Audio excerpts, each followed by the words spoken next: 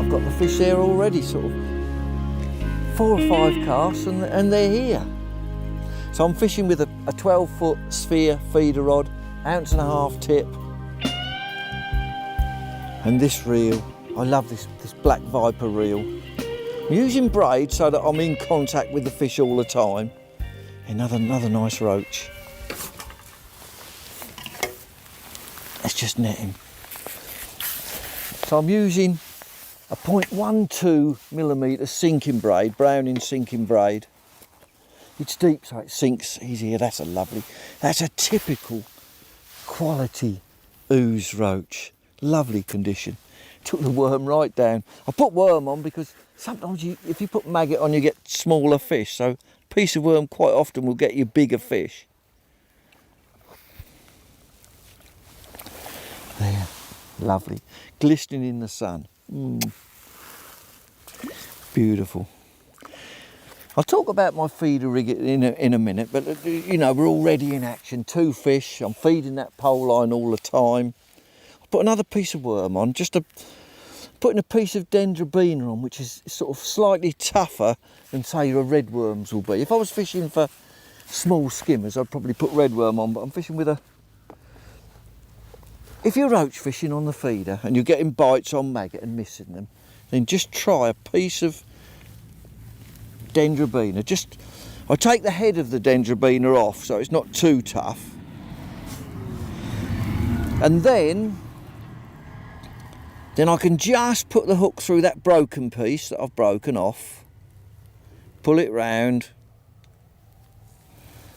and so just left with a small piece of worm.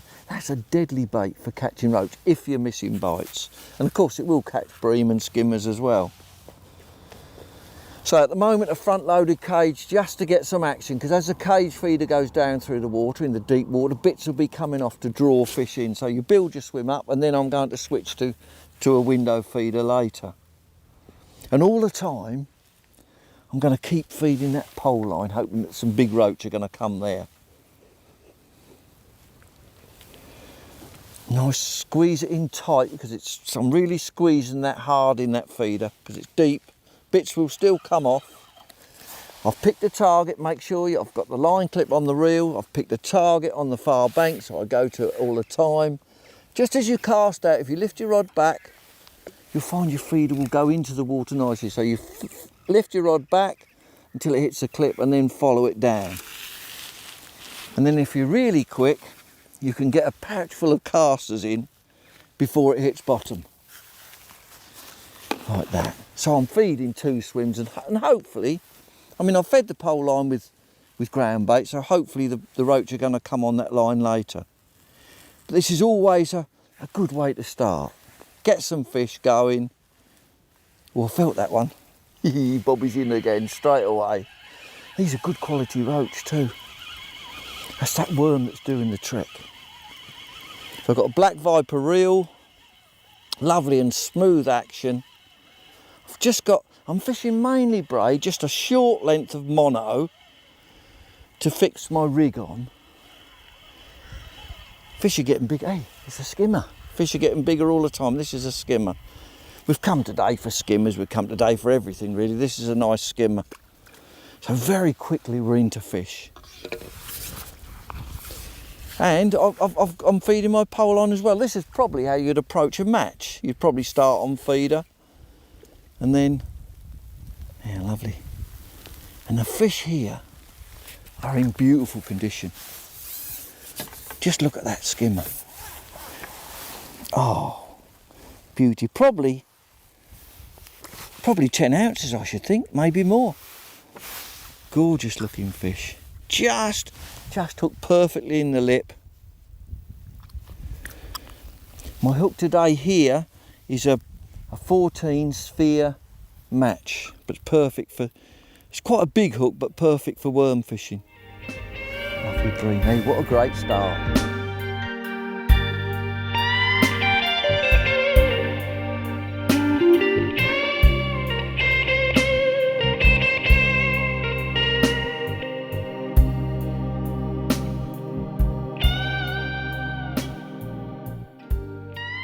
I mean, not many cast and already into another good fish.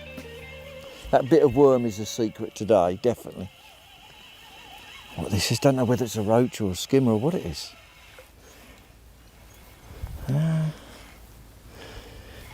Just seem to be catching different fish. This is definitely a hybrid, this one. Small, well, still not a bad. They are in such good condition, these fish. No, do you know what that is? That is what they call a silver bream. See the slight orange on the fins here? It looks a bit like a skimmer, doesn't it?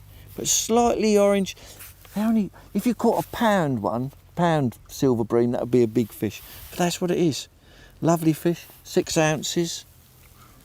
Beautiful. Well, I'm going to put this one in the net, and then I'll just go through the rig with you, the actual bottom part of the rig, because that's important for getting no tangles and for hitting bites.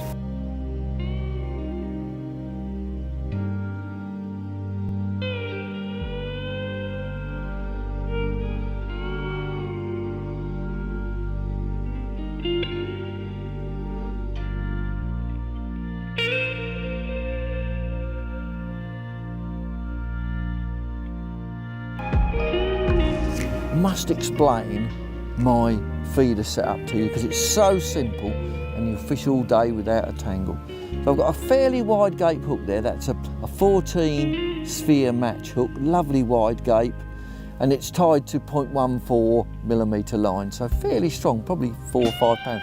I always talk in millimetres because I think line diameter is more important than breaking strain, because that's the resistance that a line offers the fish when it sucks in. So the thinner the line, the easier the bait will move, because if you have big thick line, it offers more resistance, doesn't it, as the fish suck it in. So I think a finer, not too heavy a line, but a finer line, always talk in diameters.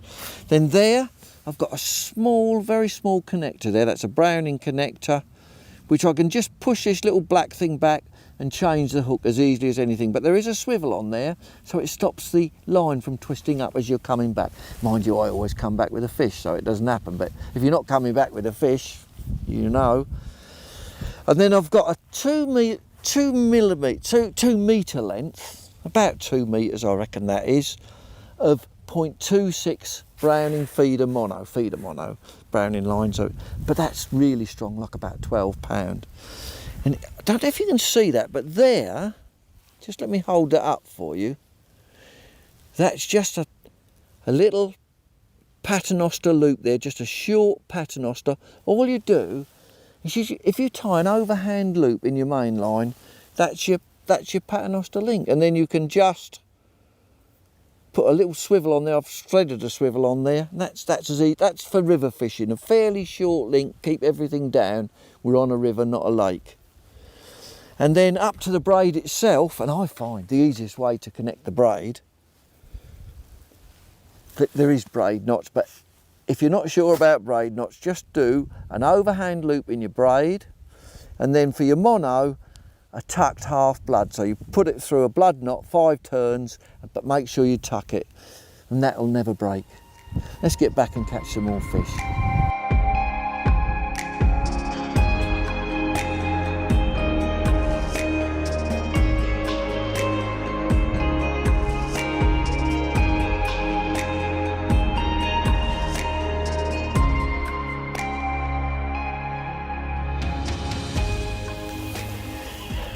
Really is incredible fishing on the feeder. I don't even know if it's going to be worth going on the pole, because I'm just catching good quality fish all the time. Lovely and smooth. The thing is, when you're using braid, you always see the bites much better. Say you're on normal mono, you just can't see the bites the same, but with braid, even with these skimmers, and they're reasonable size, you just see the little trembles. And you don't have to strike. With braid, you just lift into the fish. No violent striking needed. This is a proper skimmer. Not massive like bream would be, but just lovely quality fish. just what I've come today really to catch. This is just what you'd expect to catch on a feeder, fishing in the deep water on the ooze. Incredible condition fish, just lovely lip hook, that one. Just a beautiful skimmer. 3 or 4 years, that would probably weigh about £5, that one. Lovely fish. Lovely easy day on the feeder at the moment. This is why you need a wide gape hook, especially when you're fishing worm. What I do is I take the head off the Dendrobina. There's a sort of a band mark on the worm, so I take that head off, and then you'll find that you can, all the juices are flowing out of the worm, so that attracts the fish naturally where I've broken it. So I'm putting the hook in, right in through that broken bit there, like that. Just put it in and sort of thread it round. Luckily I've got good fingernails, and then just break the worm off like that. So you're left with just a small piece of worm threaded round the hook, but juice is coming out of both ends. So the fish get hold of it, but they keep hold of it. Whereas with maggots, they bash the maggot and then they spit it out. But with that, you'll find, especially for skimmers, they will hang on to a worm.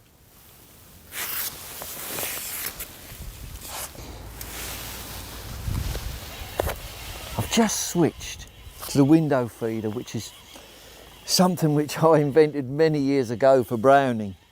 But it's a way of getting a lot of particles down onto the bottom with no cloud coming off, so you tend to catch just bigger fish, but you can get lots of particles down.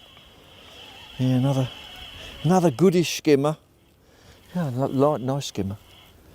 Lovely, and it really works. I just switched to that window feeder, and immediately, like probably one of the biggest skimmers we've had. Just nice to be coming here catching fish. Just sometimes as you're bringing in a skimmer, sometimes the line gets caught round it, but the skimmer's hooked properly. Look at that, lovely fish. Nice big hook, that 14 hook makes a difference. Long landing net handle, get out to the fish. Oh, lovely.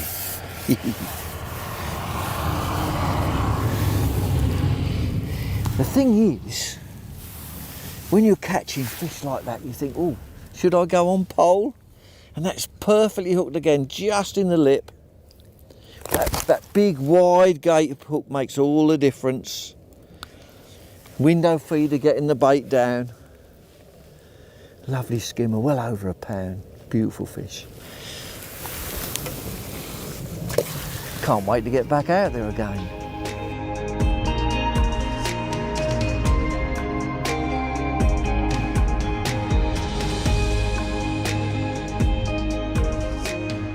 Would you believe it, going back to the sort of late 1700s, early 1800s, most of the land around here was covered with water.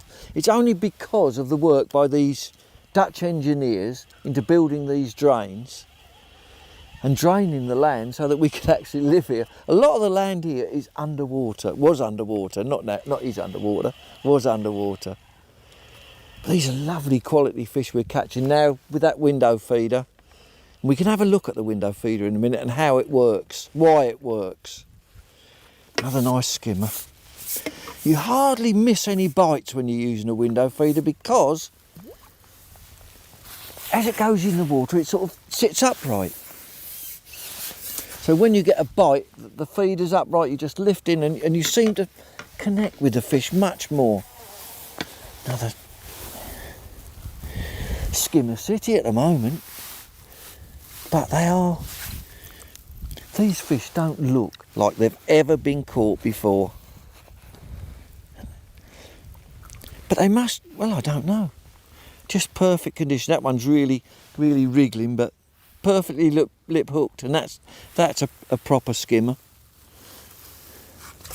Lovely. The window feeder's working. I'll just show you how you fill up the window feeder and actually how it works. You can see why I call it a window feeder. That's exactly what it is. See that window cut out there?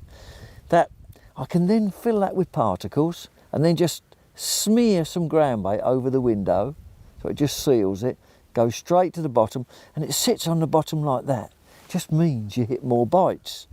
Nothing's obscure, and you see more bites and you hit more bites, and it gets loads of particles to the bottom. So I've got a mixture of chopworm and caster, and I'm filling that feeder up with chopworm and caster like that, and then just put that in your ground bait, and if you just press your thumb on it, just to smear a little bit of ground bait over the window, that traps everything. And the good thing about these is they cast so well. Because they're front loaded, just cast out dead straight. This one's a 30 gram small window feeder.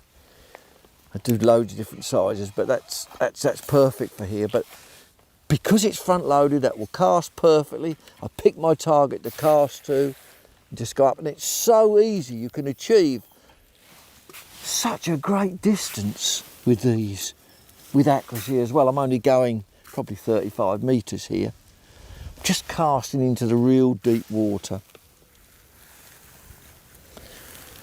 and then tightening up to it, looking for the bite. If I get a bite straight away, it's probably, if I get a little flicker, it's probably a roach, so I try and ignore that. I'm looking to catch bigger skimmers. As that bit of worm is dropping down through the water, the roach probably will try to take it.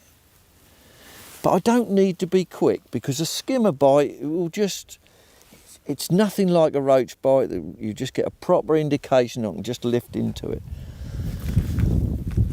Now with this feeder, and I've got a bite now, lifted into the fish. This boy is good, isn't he? Lifted into a nice big skimmer again. How long did that take? So we're after big fish. The window feeder's perfect for this. Just winding steadily because I'm using braid. Now braid has got no stretch at all.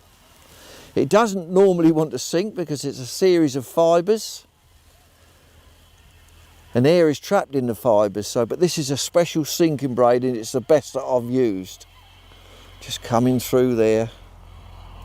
Yeah, another lovely skimmer. This particular stretch of the ooze is owned by King's Lynn Angling Association. And it's a day ticket of water, only £5 a day, so not expensive. But here you catch these lovely wild fish, never been caught before. I've never seen a hook before, these fish. And that's the efficiency of a window feeder. How well you cast out, how you can hit every bite, how it gets a load of particles onto the bottom. And the result is lovely skimmers. And they are really powerful fish. Lovely. Maybe I'll have a look at that on that pole line in a minute and see if any fish are there.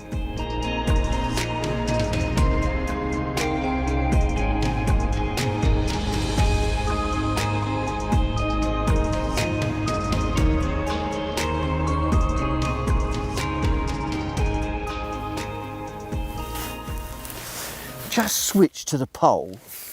I've been feeding there all day, so just all the time feeding while I was out on the feeder. But I wanted some big fish, so I was catching out there. I was catching those skimmers on feeder. So I thought, I wonder if they're in close. So I put a big piece of worm on. Nice size float, 3 gram float, so heavy. Whether it's a big roach or a big skimmer, I don't know. No, it's a skimmer. Now this particular stretch belongs to King's Lynn AA. And it's a day ticket water, £5 on the bank, which isn't expensive, and you're catching these quality fish. Yeah, that's on. So the switch to pole, I think, is working. Skimmer on the pole. A little bit shallower water there, but I've got a nice heavy rig on. Good size hook. Once again, when you're using worm, you can fish with a big hook. It's only just hooked inside the mouth. Beautiful fish. Let's have a look at that fish. If I can get rid of that. They kick a bit. You know, when you get hold of fish, look at me covered in slime. There, look at just a lovely quality skimmer on worm. Probably just over £1/2, I think, but on those balls of ground bait that I cupped in, they're obviously feeding there now.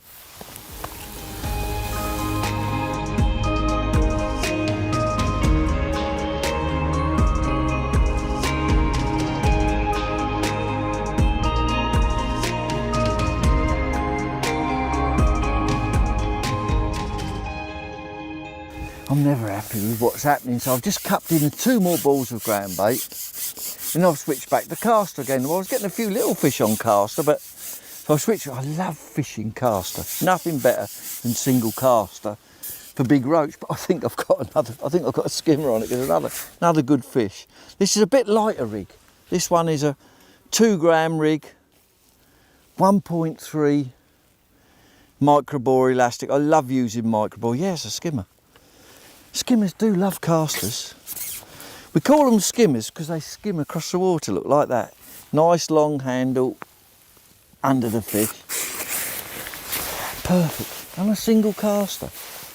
I sort of switched back. I was on worm, I switched back to caster. I thought, oh well, I'll catch a nice big roach now and I'll catch a skimmer. Lovely fish. They really are. It's really just not been caught before. They're just wonderful, perfectly hooked in the top lip. There. I think now it's not worth me going back on feeder because now I'm catching some better fish now, and it's taken a while to get them going on the pole, but the good thing is if you fish the feeder and then keep feeding the pole line, then it gives a chance of the fish to settle on your bait, you know. But sometimes if you go right on where you're feeding, say the pole straight away, you can unsettle the fish, but they've had a long while I've been fishing the feeder to settle on the bait. And I just cupped in 2 more balls, went out with caster and it buried straight away. So I'll stick to that for a minute. Caster's a wonderful bait to use. Just half bury the caster,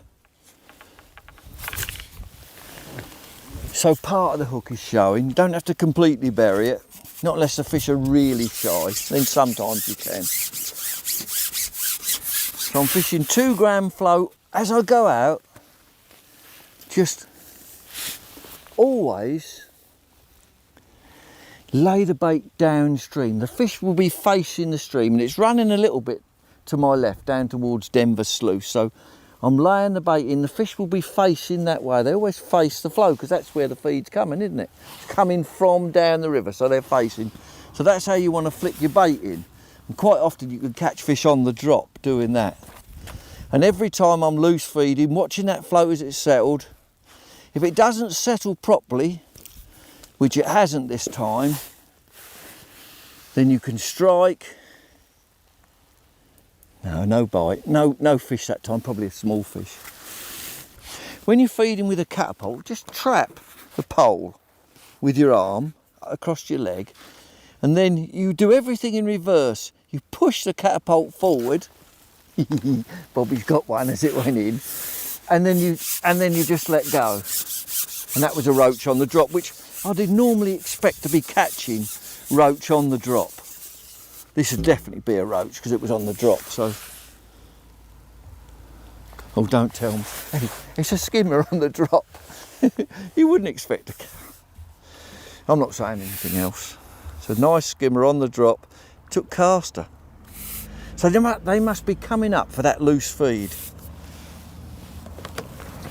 But lovely quality fish every put in. You can see the caster blowing up the hook.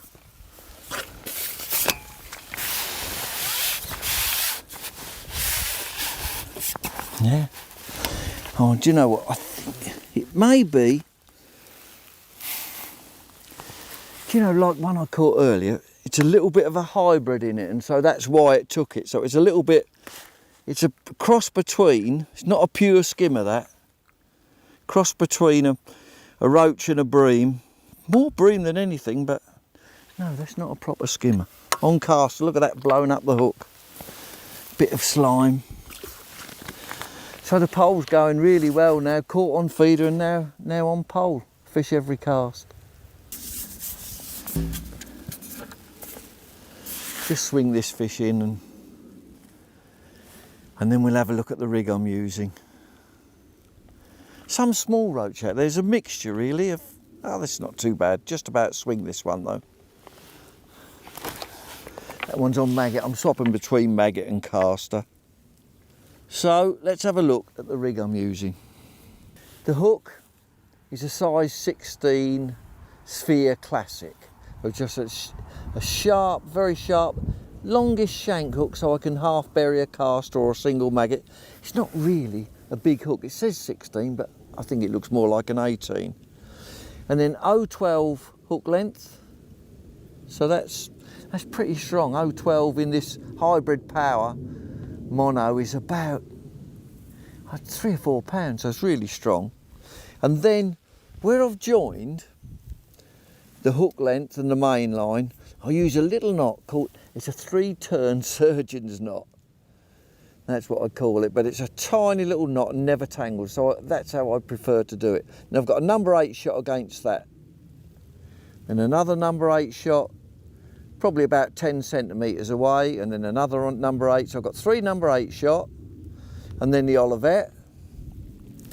Now the Olivet is, so it's a 2 gram float I've got on here, so the Olivet is 1 3/4 gram, and then plus I've put any extra shot, so I know my droppers want to be number 8s, so any extra shot I put just under the Olivet, so it's not really doing anything, it's just adding to the weight to get the float exactly right. So there's another 3 number 8s there, and then a little stop just to get the float exactly right. Main line is 0.14, so that's 5 or 6 pounds, so nothing's going to break you. And then the float itself, I use, the float's actually, this particular float is named after me. It's called a Bob NUDD BN DT Nevis float. When you're using, if you look at the float, it's a real fine carbon stem. That's better than wire, more robust than wire, but it's very slim, so it doesn't put any weight, it doesn't take any weight away from the float itself. Then the body of the float is, it's like a high density polystyrene, so it doesn't matter if that line cuts into the body of that float, it doesn't matter at all. It just will never, once it's set, stays the same. Nothing worse than getting your float set up and then gradually it starts to sink, so that keeps exactly the same. And then a little trick for you, over the bristle, if you paint that black, that tip is orange, so, but if you say use a black marker pen and black, then it ruins the float, doesn't it? But I've got a piece of silicone, tight silicone, just over that.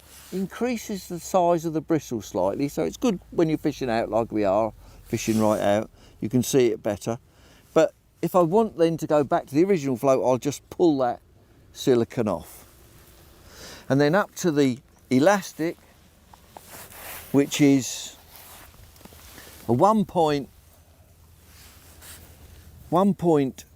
microbore elastic. Now microbore elastic, that's a combination between a solid and a hollow. So it's got a hollow piece through it, just stretches more. So I prefer to use that when you've got a biggish float in deep water.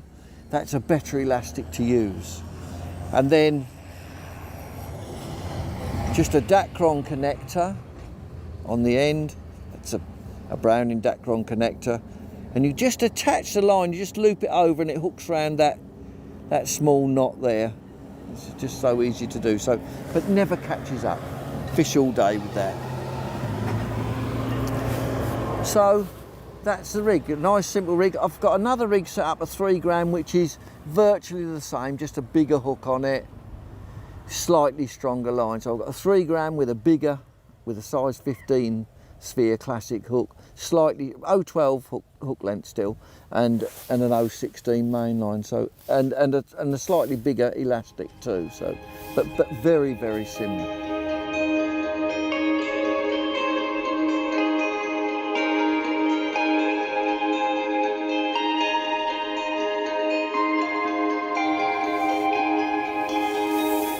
I've had a fabulous day's fishing. Catching first on that window feeder, those big skimmers, and now catching skimmers on the pole as well, skimmers and good quality roach. But I've had to put a piece of worm on, that sort of eliminated the smaller roach. Don't know what this fish is. Another skimmer.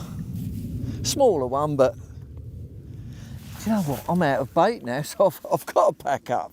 I can't. Normally you can stay and fish on a bit and enjoy it, but I can't because I've got no casters left at all. This is another one of those silver bream that we caught. We caught one earlier on the feeder, and this is a silver bream. Lovely one to finish the programme with. So a combination today of on the great ooze, on the Denver. Yeah, these are so fat. What I told you about those orange fins there. So we're on the Great Ooze between 10 Mile Bank Village and Denver. It's a big, deep river full of quality fish that probably have never seen a hook. That's a nice one. Bobby's out of bait, so that's just a lovely fish to complete the programme on. Some on pole, some on feeder.